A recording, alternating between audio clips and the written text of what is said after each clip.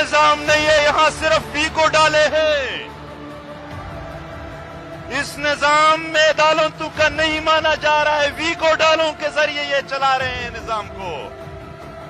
غنڈا گردی شروع ہے۔ اگر آپ نے یہاں کوئی بات کی تو یہ نہیں کہیں گے کہ قانون، یہ نہیں کہیں گے کہ آئین، یہ نہیں کہیں گے کہ عدالت حرکت میں آ جائے گی، ویگو ڈالے حرکت میں آ جائیں گے، یہ بات کہیں گے آپ کو۔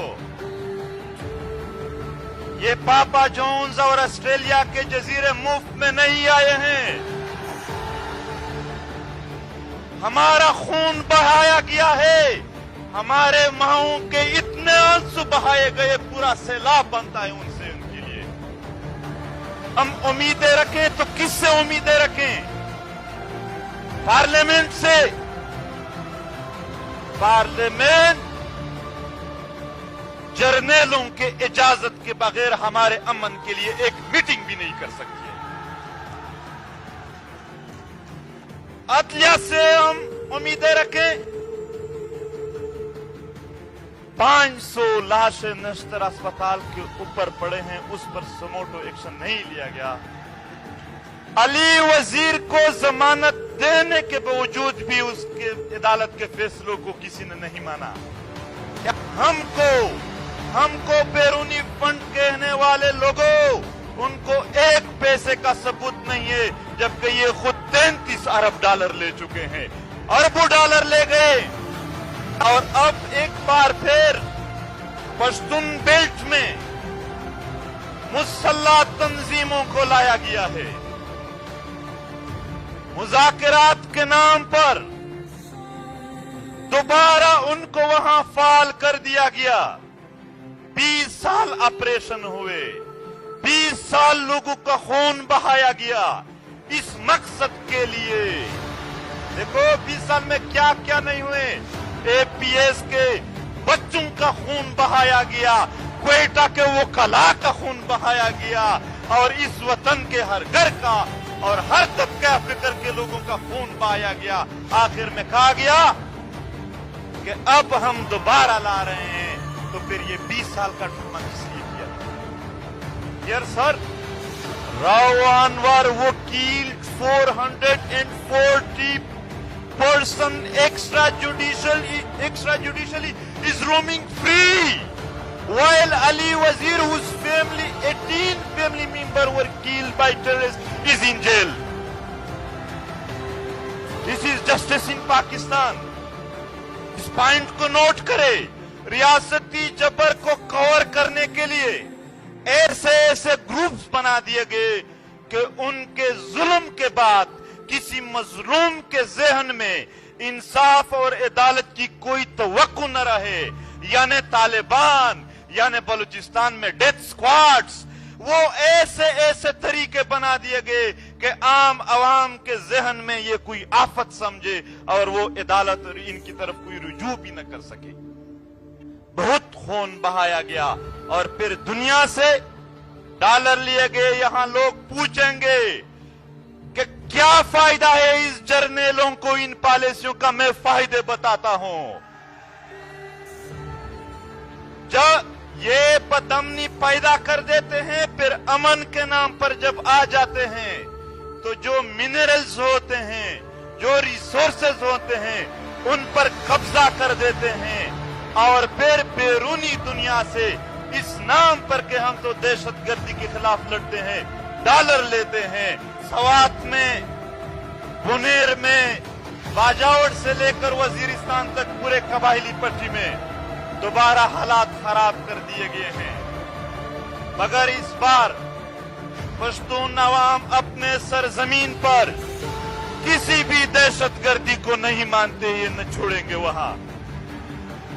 یہ میڈیا جرنیلوں کے اجازت کے بغیر ایک ٹکر نہیں چلا سکتے ہیں۔ ہم ابھی یہ چند ہفتوں سے پشتون بیلٹ میں احتجاجی مظاہرے جاری ہے۔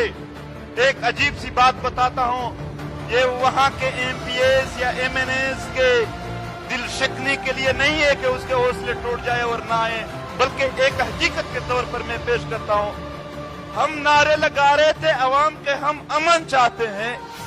मरकजी और सूबाई हुकूमत के MPAs MNAs हमारे साथ खड़े थे, वो हमसे ज्यादा नारे लगा रहे थे कि हम भी अमन चाहते। भाई हम तो आप लोगों से अमन चाह रहे थे, आप किससे अमन चाह रहे हो? हल क्या है? हल बताता हूं। अवाम ने मुजाहमत करना होगा। मुजाहमत के जरिए हम इन सारे इदारों को प्रेशराइज कर सकते हैं।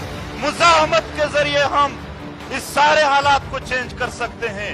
अवाम खुद उठेंगे तो उनकी बात सुनी भी जाएगी और मानी भी जाएगी। अगर अवाम बैठे रहे, अगर अवाम खामोश थे, अगर अवाम में मुतहरक नहीं थे, अगर अवाम मुनज़्ज़म नहीं थे, तो ये हालात ऐसे ही रहेंगे। और मैं यहां पर मौजूदा हुकूमत की एक बात करता हूं। ये जब अपोजिशन में थे तो हर रोज अली वजीर के प्रोडक्शन ऑर्डर का मुतालबा करते थे। अदालत जब वोट का मरहला आया तो अदालत में यही अपोजिशन वाले चले गए कि क्यों प्रोडक्शन ऑर्डर जारी नहीं करते। लेकिन जब उनकी अपनी हुकूमत आई तो आज अली वजीर जेल में, कोई प्रोडक्शन ऑर्डर नहीं है। वजीर आजम को अली वजीर का वोट चाहिए था, मगर आज अली वजीर के लिए एक लफ्ज भी अदा नहीं किया। हमें बताया जाता है कि अगर फलाने की हुकूमत आ गई तो आप लोगों के मसाइल हल हो जाएंगे। फिर आखिर में कहते थे इसको हटाते हैं, फलाने की हुकूमत आ जाएगी तो आपके मसाइल हल होंगे। सब आ गए, सब चले गए, हमारे मसाइल वही है। हुकूमत कंट्रोल में है, जमहूरियत नहीं बादशाहत है। चीफ ऑफ आर्मी स्टाफ बादशाह बना हुआ है, सब कुछ अहकामात वो जारी करते हैं। अख्तर जान मिंगल बैठे हैं, ये हमारे मुअज़्ज़ज़ शुरका बैठे हैं। पाकिस्तान के आईन और अदालत हम सब मानते हैं, जर्नल नहीं मानते इस आईन और अदालत को। इसलिए वो किसी भी मिसिंग पर्सन्स को अदालत में पेश नहीं करते हैं। क्या उसका पाकिस्तान के अदालतों पर यकीन नहीं है? मगर एक कारोबार बनाया हुआ है इनसे। आज बावजूद इसके कि सारे FIRs में अली वजीर की जमानत हो चुकी है, फिर भी वो सिंध में जेल में पड़ा है और फिर भी मौजूदा हुकूमत के लोग हमें इंसानी हुकूक पर दर्स देंगे, तदरीस देंगे, लेक्चर देंगे।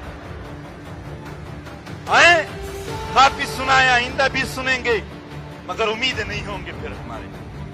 दोस्तों, यहां ही करीब रियाज खान यूनिवर्सिटी का एक स्टूडेंट है, वो जेल में पड़ा है और आज उसके लिए कोई बात नहीं है।